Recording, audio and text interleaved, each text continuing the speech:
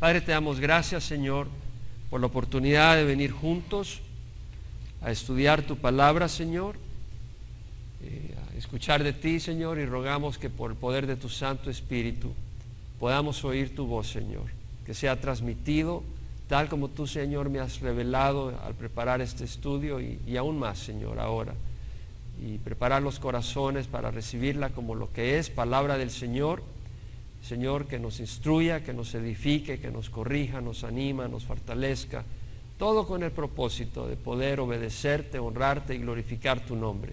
Y Señor, ahora que toda distracción en nuestra mente se aparte de nosotros y que podamos realmente concentrarnos y enfocarnos en ti.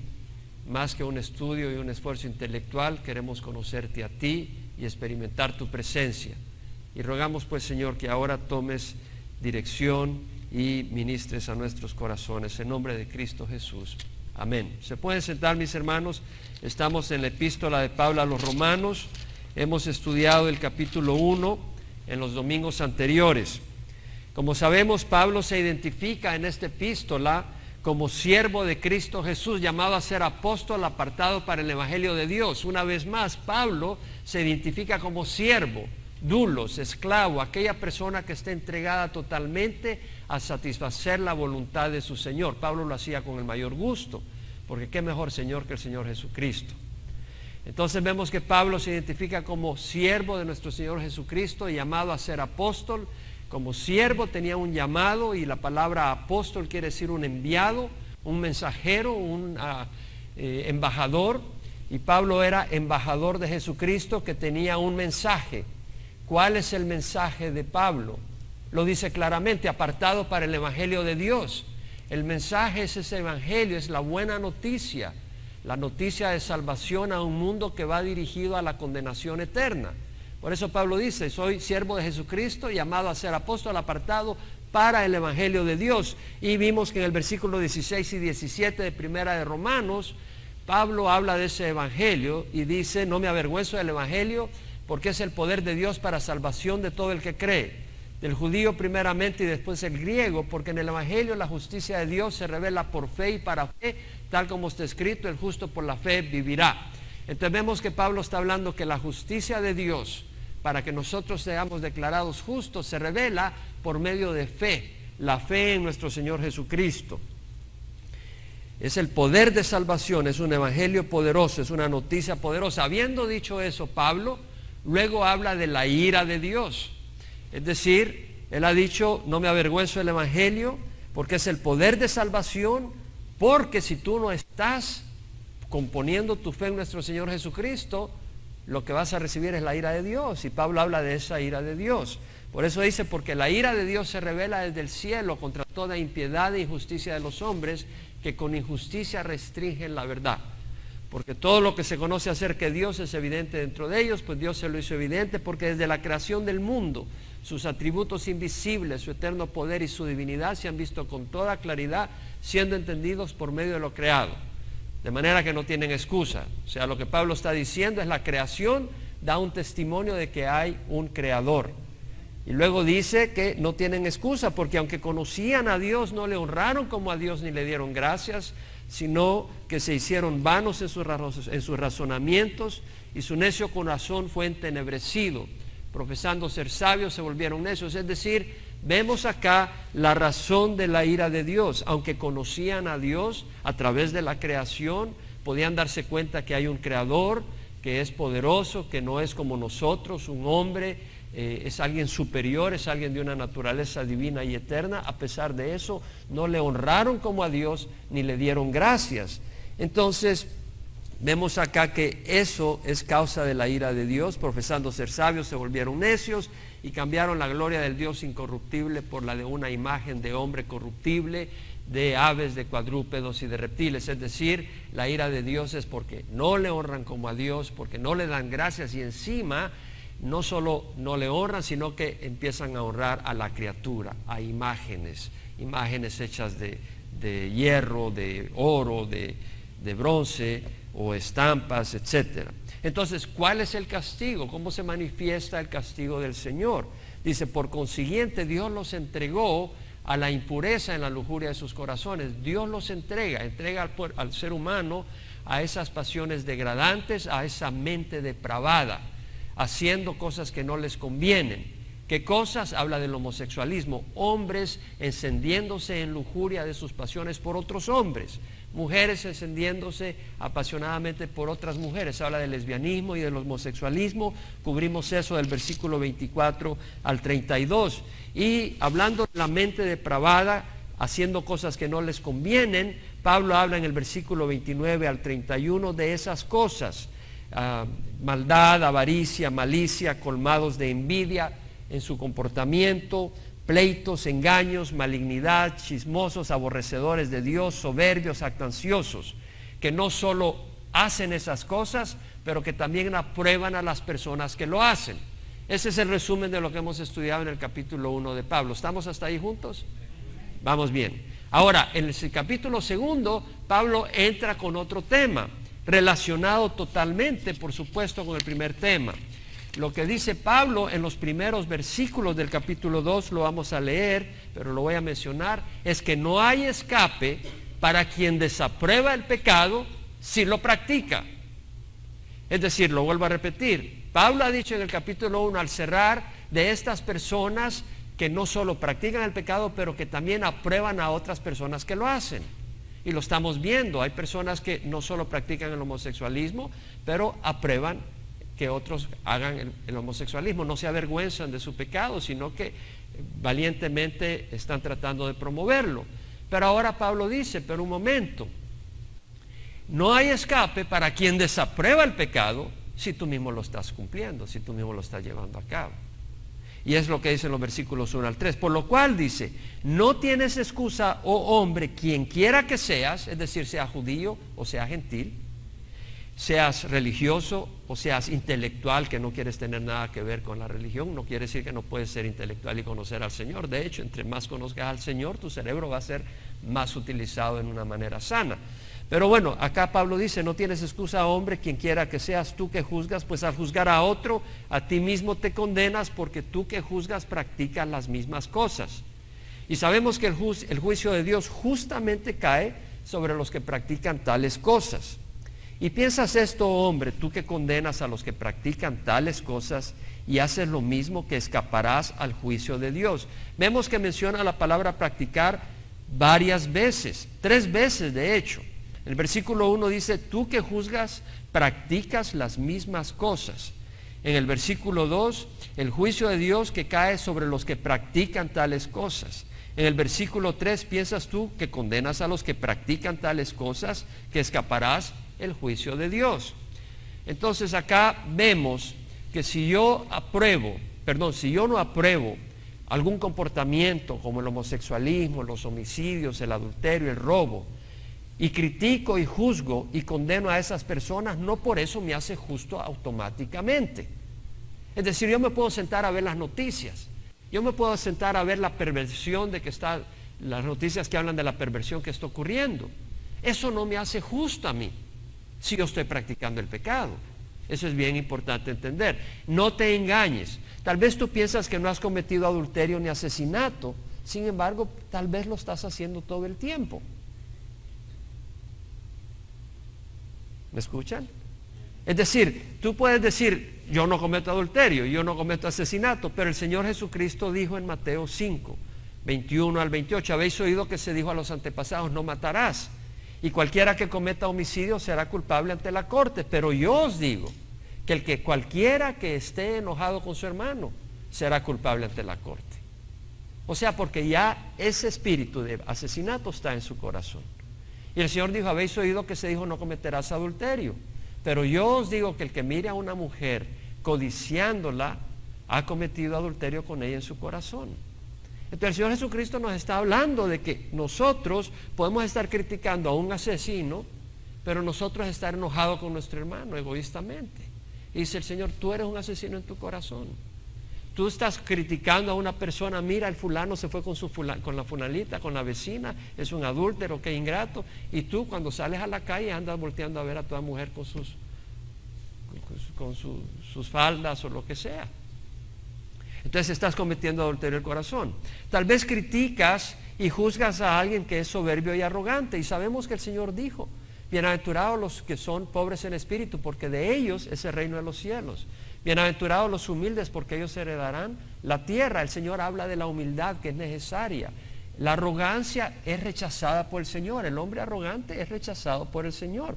Y tal vez tú criticas a una persona que es soberbia, que esa persona quiere actuar de cierta manera, que levanta la mano contra Dios, o que se comporta de una manera arrogante en alguna situación y no lo aguantas, pero tú caminas en tu propio camino ignorando la guía de Dios en su palabra. Eso es ser necio, eso es ser soberbio, eso es ser arrogante. Tú puedes decir: mira, fulano, qué arrogante, ni se aguanta, pero tú no quieres seguir la palabra del Señor, no la estás buscando para seguir al Señor. Eso es decir al Señor: ¿sabes qué? Yo no necesito de tu guía, yo no necesito tu dirección. Y eso es arrogancia. O tal vez tú criticas y juzgas a la persona que es rebelde con sus padres. Y dices: mira, esta persona es rebelde, es tremenda, qué barbaridad, los jóvenes de hoy en día. Pero tú, mujer, no te sometes a tu marido. Estás cometiendo el mismo pecado del que igual estás acusando a otra persona. O tal vez criticas y juzgas a gobernantes caprichosos e injustos y dices: qué injusticia, pero tal vez tú no eres justo en tu hogar, o tal vez tú tienes un negocio y no le pagas el salario que le debes a los empleados y tú mismo eres injusto. Entonces el Señor está diciendo: ok, tú no tienes excusa, tú tal vez estás condenando un comportamiento, pero tú mismo estás violando la ley, no tienes excusa. Tal vez tú dices: bueno, yo no hago esto, yo ni siquiera volteo a ver con deseos a una mujer, yo ni siquiera me enojo con nadie. Bueno, ya mentiste. Ya fallaste en un lugar. Y Santiago dice: cualquiera que guarda toda la ley pero tropiece en un punto, se ha hecho culpable de todos. Pues el que dijo: no cometas adulterio, también dijo: no matarás. Y si tú no cometes adulterio pero matas, te has hecho transgresor de la ley. Entonces realmente no hay escape si tú estás juzgando y te sientas a juzgar a otras personas, pero tú estás practicando un pecado. Entonces vemos que en Romanos 2:2 dice el Señor: sabemos que el juicio de Dios justamente cae sobre los que practican tales cosas. Es decir, el juicio de Dios es justo.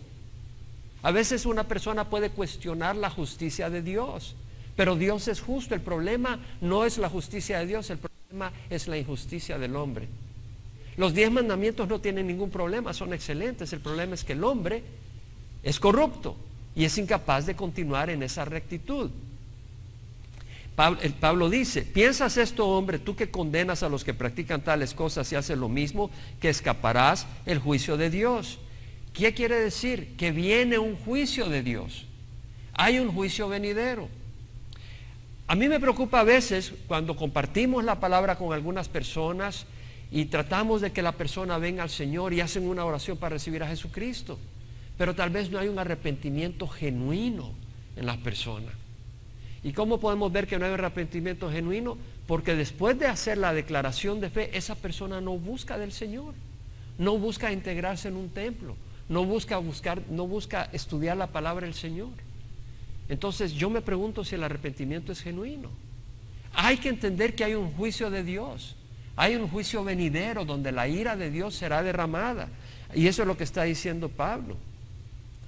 ¿Piensas tú, oh hombre, que condenas a los que practican tales cosas y haces lo mismo, que escaparás el juicio de Dios? Hay un juicio de Dios.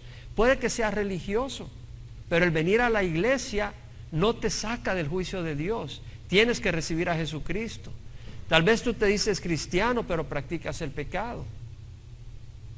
Tal vez hiciste una declaración de fe en una cruzada, pero si tú practicas el pecado, tu juicio viene. En Proverbios 1:7 leemos: el temor de Jehová es el principio de la sabiduría, los necios desprecian la sabiduría en la instrucción. Debe de haber un temor santo, porque hay un juicio venidero. Entonces vemos acá en el capítulo 2 de Romanos 1 al 3 que el Señor dice: no hay escape para quien desapruebe el pecado si lo practica. Ahora, en el versículo 4 y 5, Pablo nos habla de que si tú no estás recibiendo el juicio de Dios ahorita, no es porque vas a escapar ese juicio, ni es porque necesariamente quiere decir que Dios está satisfecho con tu vida o te está ignorando o que es ciego o que es indiferente al pecado. Lo que Dios nos va a decir a través de Pablo en el versículo 4 y 5 es que si no has recibido el juicio de Dios es porque Dios es bueno, es paciente y es tolerante porque está buscando salvarte. Esa es la razón. No es porque Dios no va a traer su justo juicio. El versículo 4 dice: o tienes en poco las riquezas de su bondad, tolerancia y paciencia, ignorando que la bondad de Dios te guía al arrepentimiento. Mas por causa de tu terquedad y de tu corazón no arrepentido, estás acumulando ira para ti en el día de la ira y de la revelación del justo juicio de Dios. Vemos acá: tienes en poco las riquezas de su bondad, tolerancia y paciencia. Es decir, Pablo está diciendo, Dios es paciente. El que no haya recibido el juicio de Dios no es motivo para que tú digas, Dios no se fija, Dios no está pendiente de mí, yo puedo seguir viviendo esta vida. No, Dios está siendo paciente. No tengas en poco, no menosprecies la paciencia de Dios. Ahora mira las palabras que usa Pablo: o tienes en poco las riquezas de su bondad. La palabra riqueza en el hebreo plutos quiere decir abundancia de en el griego, plutos quiere decir abundancia de posesiones, excelencia, valor de lo que uno tiene en abundancia, algo que lo enriquece a uno. Eso son las riquezas. La riqueza es lo que enriquece a uno, algo que tiene valor, abundancia de algún bien. Y Pablo dice: o tienes en poco las riquezas de su bondad, tolerancia y paciencia. La bondad de Dios, la tolerancia de Dios y la paciencia de Dios son una fortuna. Son una fortuna. Son riquezas enormes. No hay mayor riqueza que esa para el hombre que no conoce al Señor. La tolerancia, la paciencia y la bondad de Dios son una gran riqueza, son una gran fortuna. ¿Por qué? Porque te está dando la oportunidad de recibir a Dios y recibir una fortuna aún mayor, que es ser coheredero con nuestro Señor Jesucristo del universo y ser llamado hijo de Dios y recibir vida eterna. Esa es una gran bendición. Entonces vemos acá que Pablo está diciendo: tienes en poco las riquezas, esa paciencia del Señor, esa bondad, esa tolerancia es una gran riqueza. Pero ¿sabes qué? No la tengas en poco, porque si tú la tienes en poco la vas a perder, porque la paciencia del Señor tiene un límite.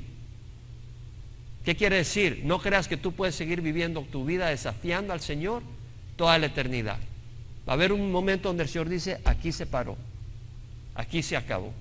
Y estás dirigido toda la eternidad a estar separado de Dios y recibir la ira de Dios. Entonces no tengas en poco las riquezas de su bondad, de su tolerancia, de su paciencia. La palabra bondad quiere decir benignidad, amabilidad, pero no solo como un concepto, sino una amabilidad, una bondad manifestada en acción hacia la persona beneficiada, mostrada en ternura y compasión.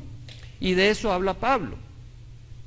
Tienes en poco las riquezas de la bondad, es decir, de la ternura, de la compasión que tiene Dios. Dios tiene compasión, no quiere que tú perezcas, pero que vengas al arrepentimiento.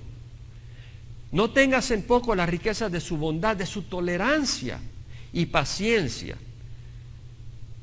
Ahora dice Pablo: por causa de tu terquedad y de tu corazón no arrepentido, estás acumulando ira para ti en el día de la ira y de la revelación del justo juicio de Dios. En 2 de Pedro 3, 7 al 9, Pedro dice que Dios es paciente para con vosotros, no queriendo que nadie perezca, sino que todos vengan al arrepentimiento. Esa es la paciencia del Señor. Dios busca arrepentimiento. No me importa qué hiciste hace 7 años, viniste a una cruzada Harvest y recibiste al Señor, o viniste a esta congregación y recibiste al Señor, pero si tú estás caminando en pecado, necesitas arrepentirte.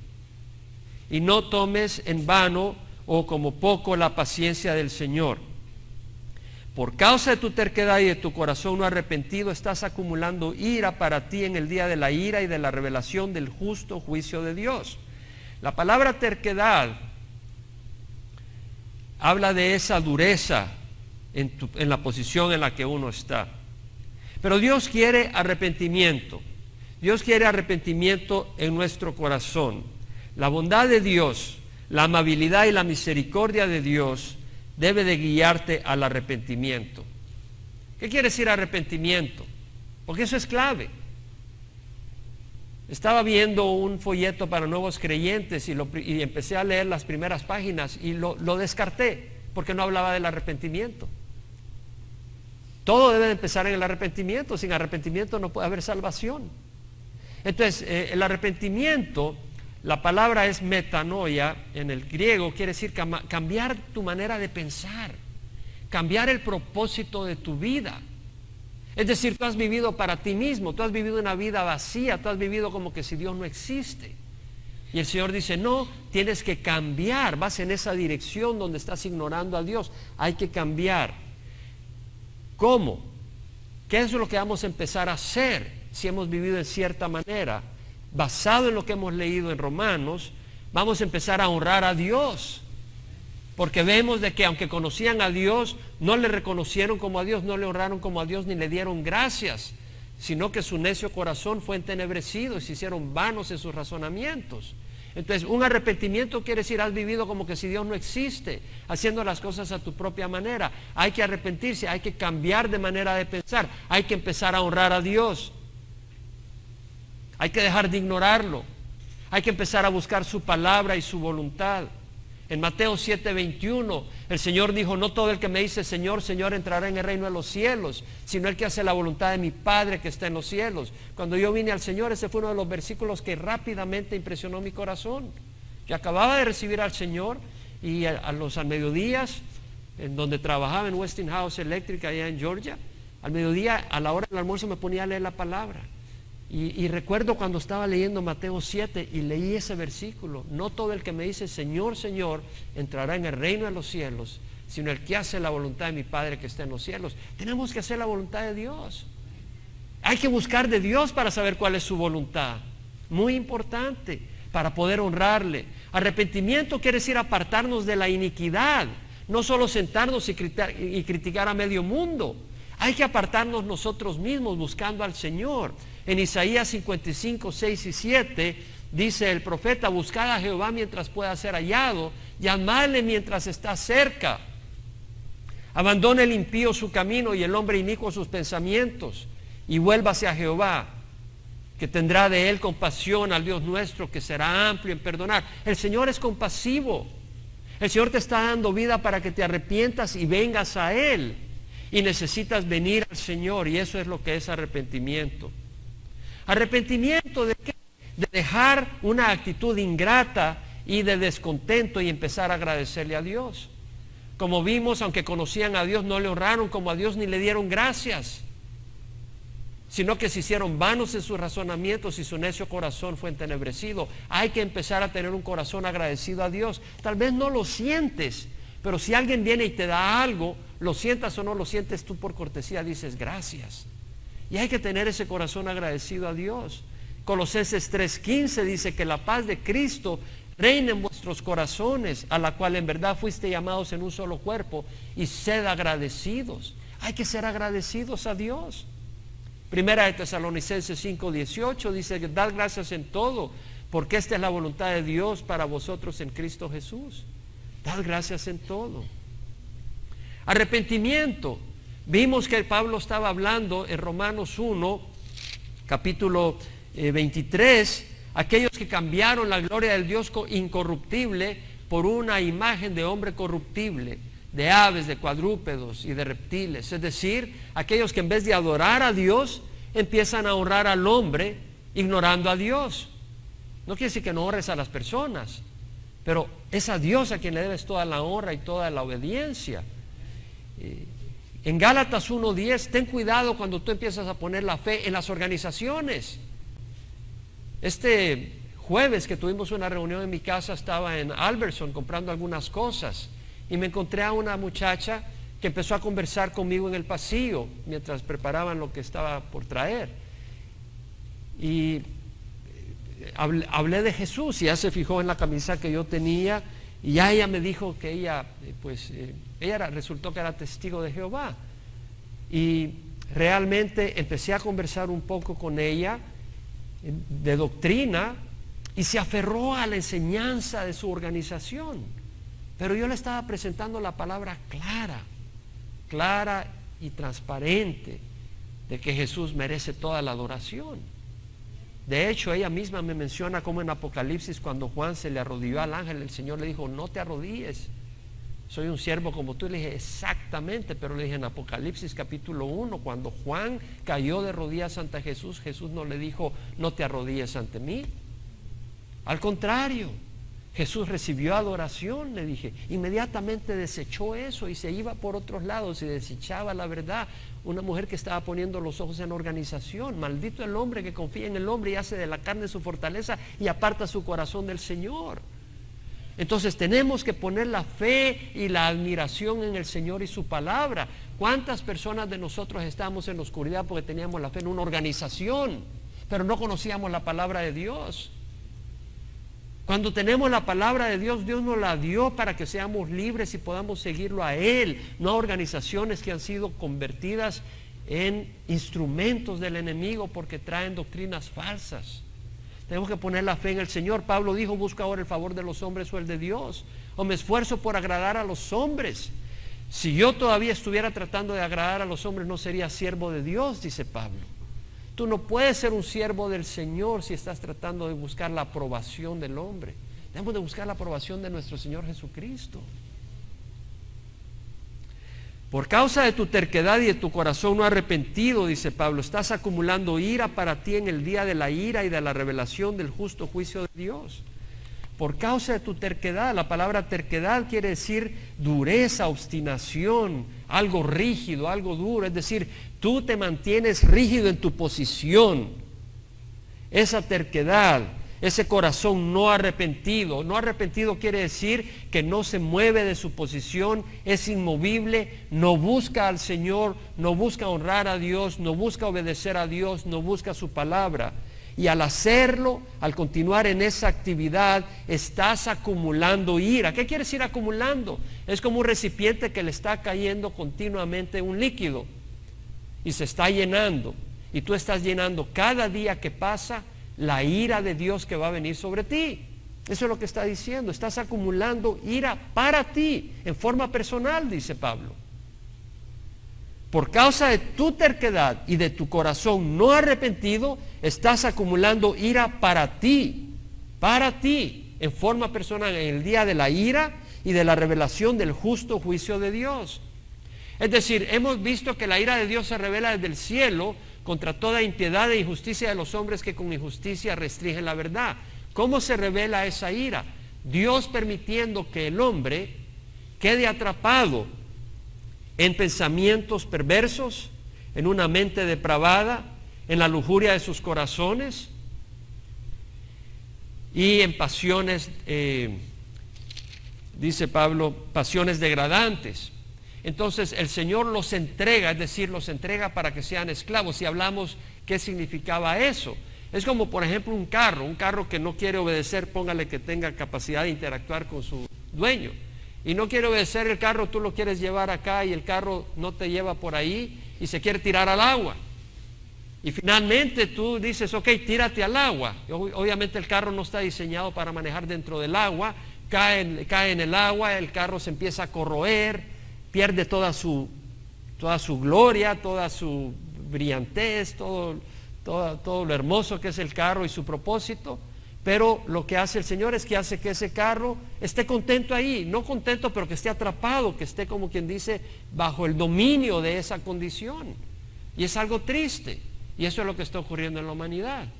Está la gente bajo el dominio de mentes depravadas, de una corrupción moral, de las consecuencias de adulterio. ¿Qué son las consecuencias de adulterio? Hogares destruidos, conflictos, egoísmo, sufrimiento, niños que sufren, enfermedades venéreas, soledad, pleitos, asesinatos, egoísmos, guerras y todas sus tristes y dolorosas consecuencias. La ira de Dios se manifiesta de esa manera. Eso es lo que dice, la ira de Dios se manifiesta desde el cielo, se ha visto desde el cielo, se revela desde el cielo. Por eso dice, por eso Dios los entregó. Dios los entrega a todas esas pasiones degradantes, Dios los entrega a esa mente depravada, Dios los entrega a la impureza, en la lujuria de sus corazones para hacer las cosas que no convienen. Entonces vemos que la ira de Dios se manifiesta de esa manera, pero no solo de esa manera. Eso es lo que está diciendo Pablo en el capítulo 2. En el capítulo 2 está hablando de que toda la ira en su plenitud va a ser derramada sobre la persona que se mantiene en su terquedad. Viene un día de ira completa y de la revelación del justo juicio de Dios. El juicio de Dios es justo. En ese día nadie dirá pío ni protestará, porque se dará cuenta a la luz de Dios que uno es culpable. Y lo único que la persona que ha rechazado al Señor va a hacer es aceptar el juicio justo de Dios. En Habacuc 2:20 dice la palabra: Jehová está en su santo templo, calle delante de él toda la tierra. Cuando el Señor se manifieste en toda su santidad, las excusas que tengan los hombres van a desaparecer. No va a haber excusa que tome fortaleza ante esa condición.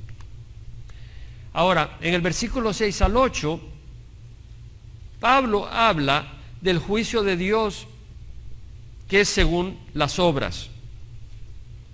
En el versículo 4 y 5, Pablo habla de que Dios no está ciego, que Dios no está ignorando tu condición, que Dios está esperando que tú vengas al arrepentimiento. Eso es lo que vimos en el versículo 4 y 5. Ahora en el versículo 6 al 8, Pablo va a hablar de que cada uno va a recibir conforme a su comportamiento. Y eso lo dice en el versículo 6, el cual pagará a cada uno conforme a sus obras. Dios va a pagar a cada uno conforme a sus obras. A los que por la perseverancia en hacer el bien buscan gloria, honor e inmortalidad, vida eterna. Pero a los que son ambiciosos y no obedecen a la verdad, sino que obedecen a la injusticia, ira e indignación. Entonces vemos acá que Pablo está hablando de lo que Dios va a dar a los que hacen el bien o a los que no obedecen a la verdad. A los que por la perseverancia en hacer el bien buscan gloria, honor e inmortalidad, Dios ofrece vida eterna. ¿Quiénes hacen el bien? ¿Quiénes buscan gloria, honor e inmortalidad y recibirán vida eterna? Aquellos que creen en el evangelio de la fe. Es lo que leímos en Romanos 1:16. Porque en el evangelio el poder de Dios, Pablo dice, no me avergüenzo del evangelio, pues es el poder de Dios para la salvación de todo el que cree. En el evangelio la justicia de Dios se revela por fe y para fe. Entonces tú, al venir al evangelio, al recibir a Jesucristo, ¿qué va a pasar? Va a haber una transformación. Vas a pasar de ser criatura del mundo a ser hijo de Dios. Va a haber una regeneración de tu corazón por el poder de tu espíritu, del Espíritu Santo. Y al haber esa transformación, vas a empezar a hacer las cosas que no podías hacer sin el Espíritu de Dios. Y vas a poder perseverar. Entonces Pablo dice, a los que por la perseverancia en hacer el bien buscan gloria, honor e inmortalidad, vida eterna. Fíjate bien, se requiere perseverancia. Perseverancia. En Romanos 1, 16, 17 vimos el Evangelio, y en Santiago 1, 12 nos habla también la palabra de la perseverancia. Bienaventurado el hombre que persevera bajo la prueba. Porque una vez, o puede ser la mujer también, porque una vez ha sido aprobado, recibirá la corona de la vida que el Señor ha prometido a los que le aman.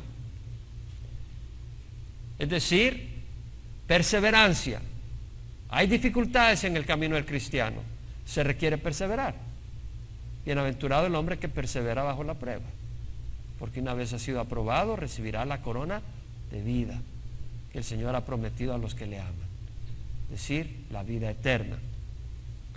Mira lo que dice Pablo, a los que por la perseverancia en hacer el bien buscan gloria, honor e inmortalidad, vida eterna.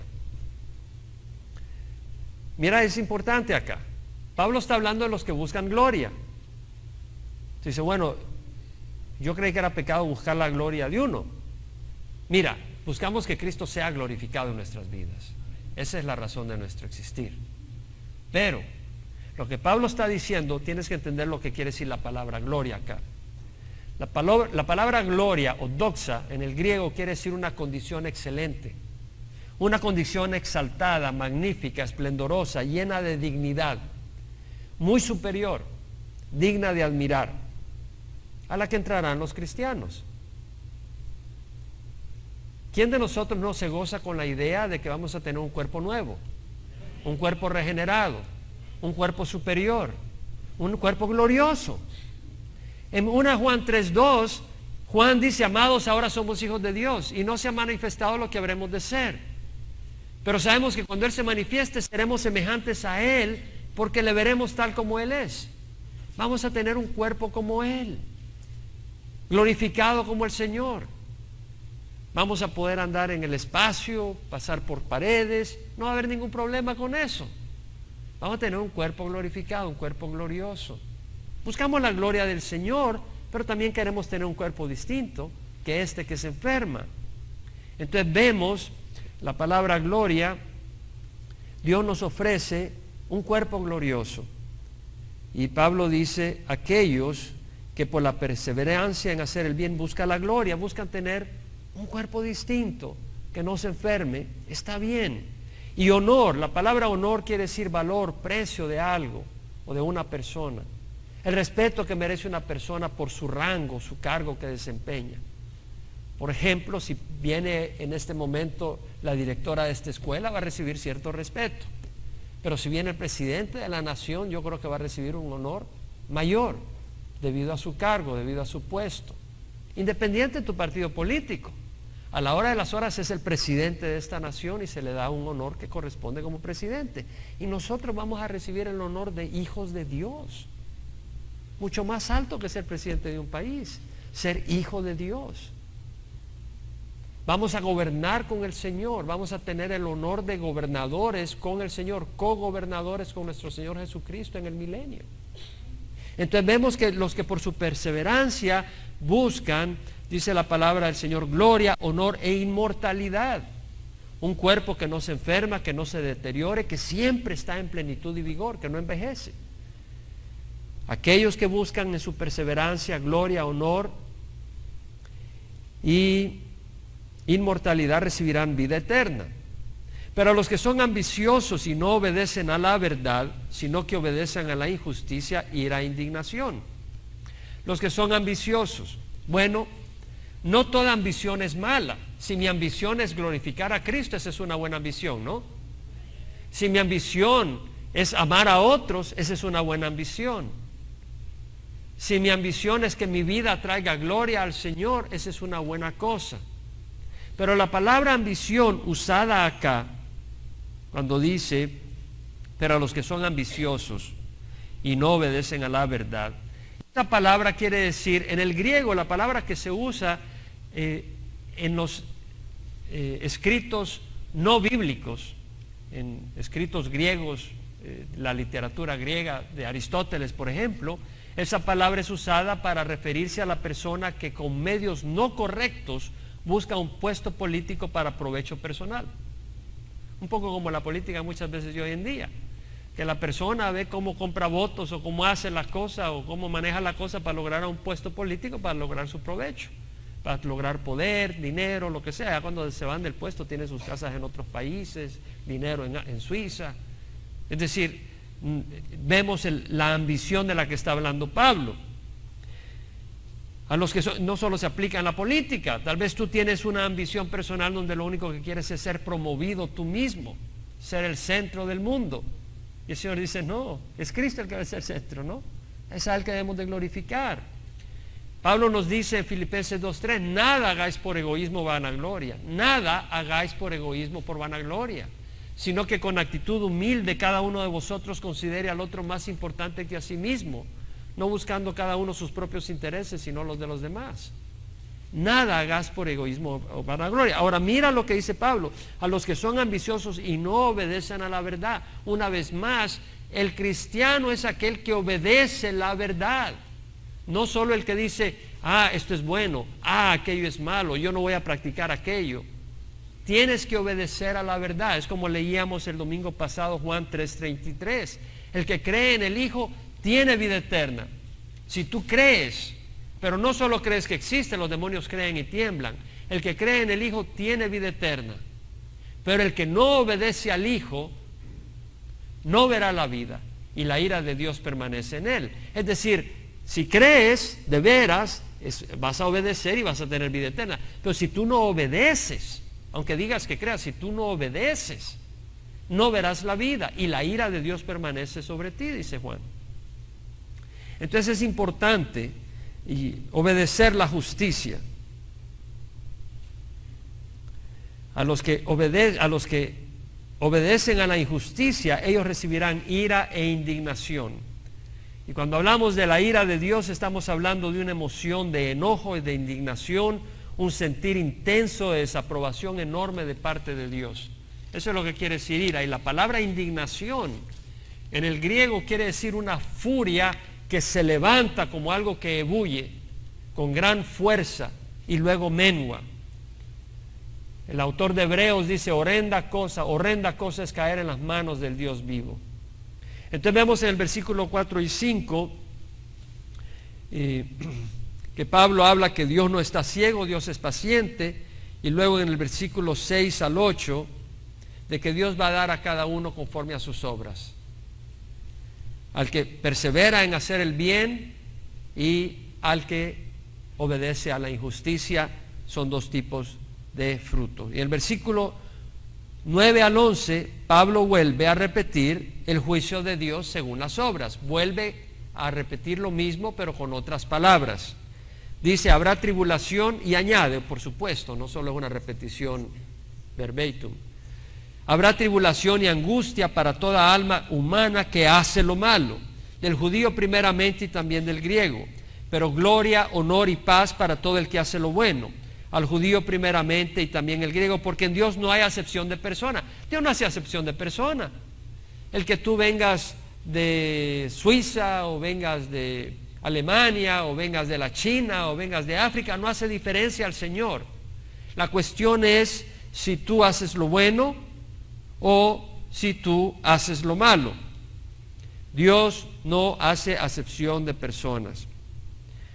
Y luego en el versículo 12 al 16, Pablo vuelve una vez más a hablar del justo juicio de Dios.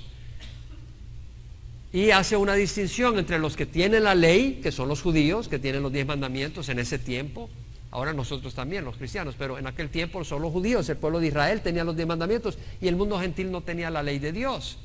Y el Señor vuelve a hablar a través de Pablo que Dios no hace acepción de personas, seas judío o gentil, el que hace lo bueno, bien, el que hace lo malo, juicio. Y lo vemos acá, versículo 12. Pues todos los que han pecado sin la ley, es decir, sin tener la ley de Dios, sin la ley también perecerán. Y todos los que han pecado bajo la ley, por la ley serán juzgados. Es decir, el que no tiene la ley de Dios va a ser juzgado. Y uno dice: bueno, ¿y cómo va a ser juzgado si no tiene la ley de Dios? Dios ha puesto una ley en sus corazones. ¿Sabe cómo se llama eso? Conciencia. Dios ha puesto en sus corazones la ley de Dios. Por supuesto, a los judíos se la dio verbalmente y escrita en piedras, en tablas de piedra. Pero el Señor ha puesto la ley en los corazones del hombre, de manera que la persona que esté en África, la persona que esté en una tribu, en las montañas, donde sea, hay la ley de Dios en sus corazones.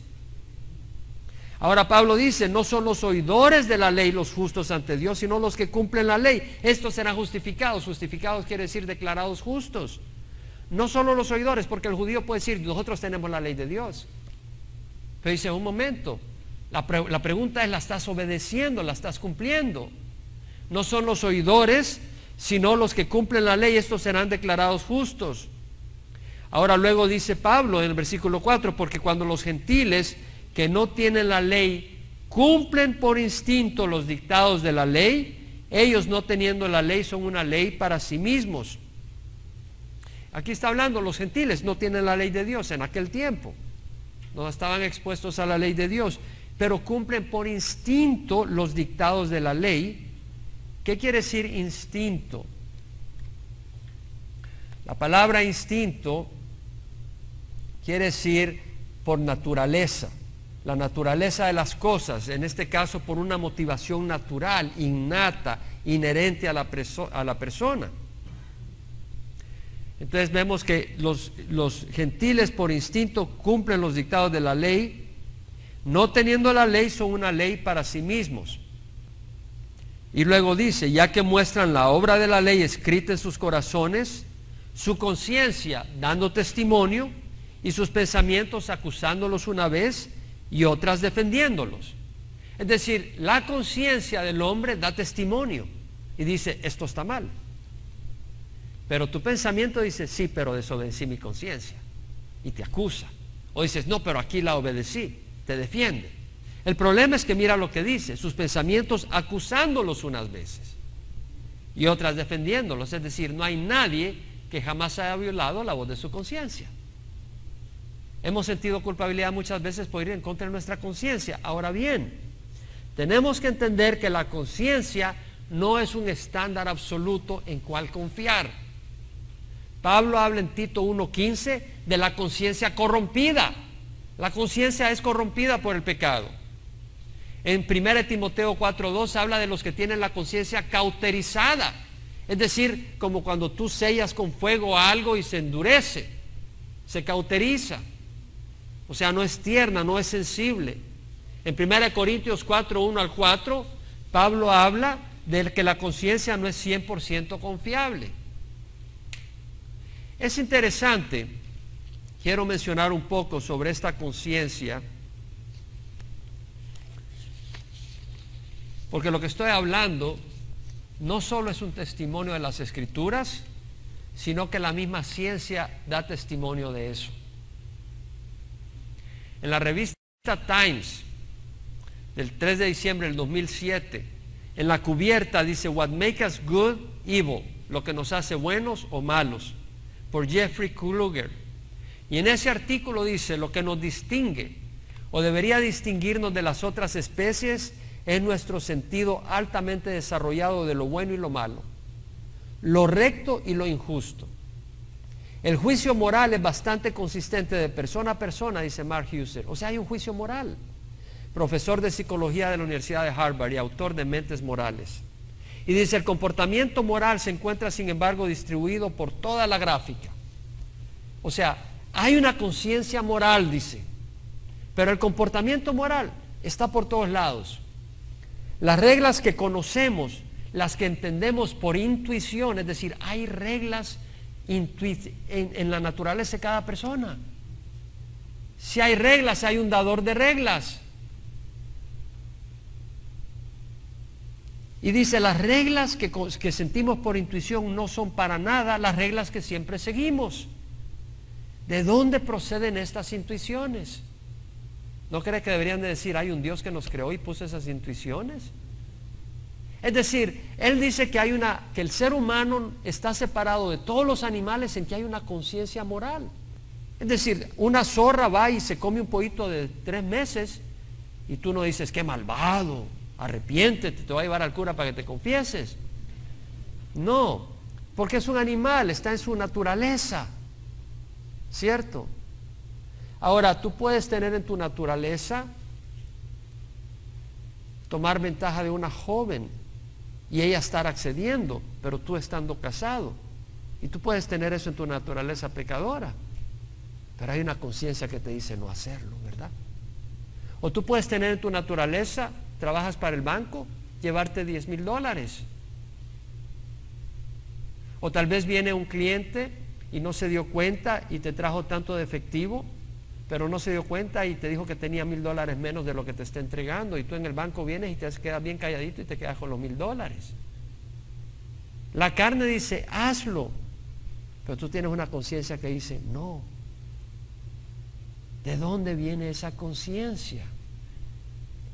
Tiene que venir de un creador. Pero mira lo que es la necedad del hombre. Dice él, ¿y por qué somos tan inconsistentes en seguirlas a donde nos lleven? Porque el hombre es libre para obedecer o no obedecer. Los científicos todavía no pueden responder esas preguntas, pero no por eso han dejado de buscar. Escaneos del cerebro proveen pistas, estudios animales están proveyendo más, investigaciones de comportamiento en tribus están proveyendo aún más. Están tratando de entender de dónde viene la conciencia en la química, en vez de reconocer que hay un Dios. Como dice Romanos 1, 21, 22, aunque conocían a Dios, no le honraron como a Dios ni le dieron gracias, sino que se hicieron vanos en sus razonamientos, su necio corazón fue entenebrecido. Profesando ser sabios, se volvieron necios. El mundo actual no quiere tener nada que ver con Dios. No le honran como a Dios ni le dan gracias. El 12 de mayo del 2011 salió un artículo de CNN por Richard Alan Green, que el título es Religious Beliefs is Human Nature. O sea que la creencia religiosa es natural en el ser humano.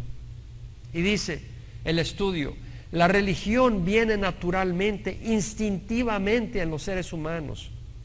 Un nuevo estudio masivo de culturas alrededor del mundo sugiere que hay una tendencia en el ser humano de ver propósito en el mundo.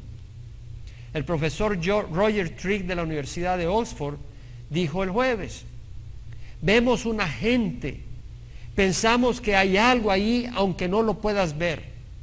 Y todo eso nos hace tener una manera de pensar religiosa.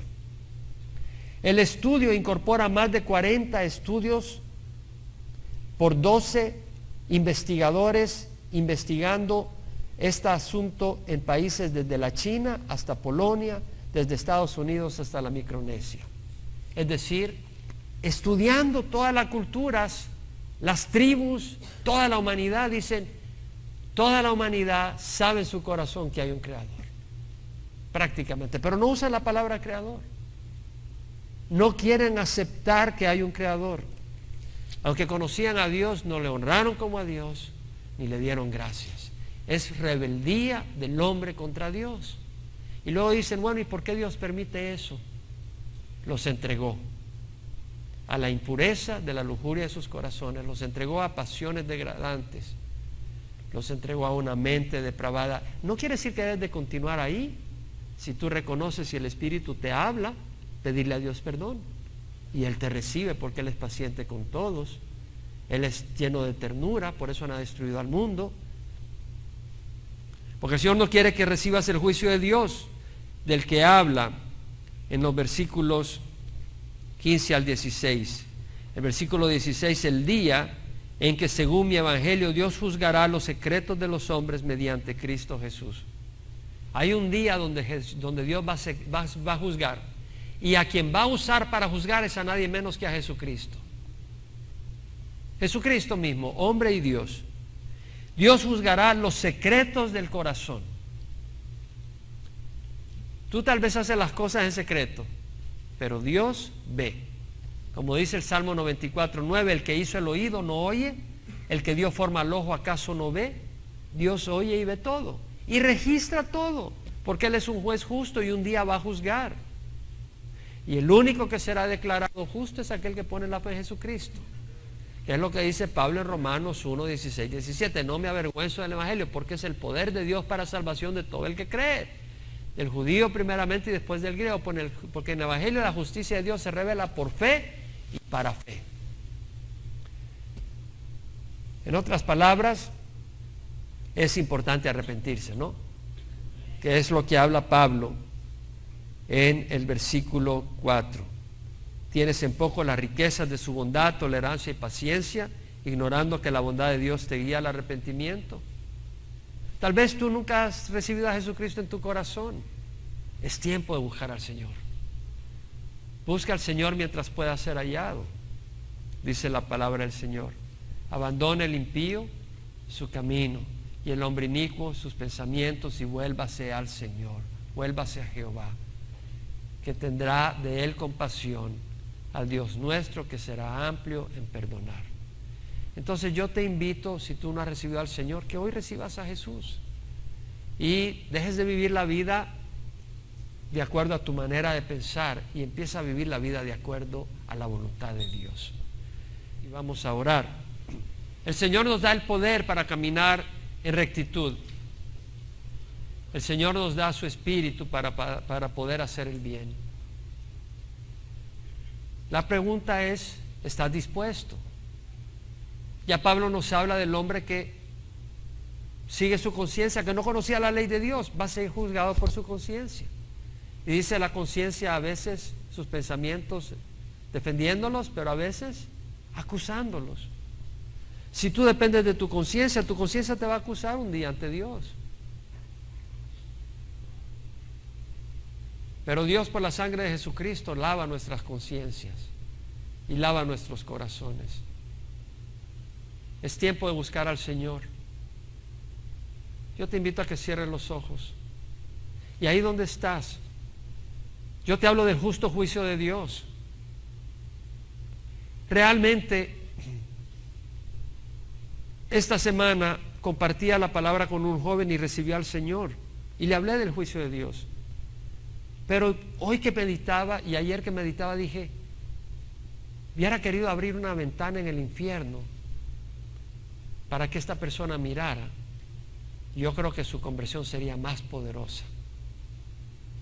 ¿Cómo necesitamos entender el juicio venidero? Necesitamos entender que hay un juicio venidero. Y las riquezas de Dios, a través de su bondad, tolerancia y paciencia, no la tomemos por menos. Y de nuevo, no es el que dice, no es el que condena a otros, es el que hace la voluntad de Dios. No todo el que dice Señor, Señor entrará en el reino de los cielos. Yo le doy gracias a Dios que por la bondad de Él, su tolerancia y paciencia, yo recibí a Jesucristo un día. Y si hoy tú no has recibido al Señor o quieres dar vuelta y empezar a buscar del Señor, ¿por qué no levantas la mano donde estás y vamos a orar? Si ese es tu deseo, puedes levantar la mano. Hay alguien que diga, yo quiero caminar en rectitud, quiero volcarme hacia el Señor. Gloria a Dios. Hay alguien más que tenga ese sentir. Gloria a Dios. Alguien más que diga en su corazón, yo quiero caminar en rectitud con el Señor. Gloria al Señor. Gloria a Dios. Tal vez no has estado caminando bien. Entendemos que el cristiano, Dios perdona nuestras fallas. Lo importante es tener ese deseo y esa convicción en su corazón y ese compromiso con el Señor. Renueva tu compromiso con el Señor. Ora conmigo. Padre Santo, te doy gracias por tu bondad, tolerancia y paciencia, que me da esta oportunidad de recibir tu Espíritu para recibir, Señor, la fortaleza y la limpieza con tu sangre, para recibir el perdón y poder caminar rectamente contigo. Dice la palabra, si confiesas tus pecados, Él es fiel y justo para perdonar vuestros pecados y limpiarnos de toda injusticia. Ahí dile al Señor, perdóname. Ahí donde estás, perdóname, Señor. Lávame con tu sangre. La sangre de Jesús es poderosa. Si nunca has recibido a Jesucristo, pídele que entre a tu corazón. Dile, Señor, perdona mis pecados. Hoy pongo mi fe en ti, Señor, como mi Señor y mi Salvador. Y Él entra a reinar en tu corazón. Ahí está. Padre, te damos gracias por tu palabra. Te ruego, Señor, que nadie de los que estemos aquí tomemos esta palabra en poco, pero que te agradezcamos de corazón por tu bondad, por tu tolerancia y por tu paciencia. Y tomemos ventaja de las riquezas de esa bondad, tolerancia y paciencia, decidiendo caminar en rectitud, sabiendo que no está en nuestro poder hacerlo, pero sí en tu poder y en tu Espíritu Santo. Y que tú has prometido cuando dijiste, recibiréis poder cuando el Espíritu Santo descienda sobre vosotros.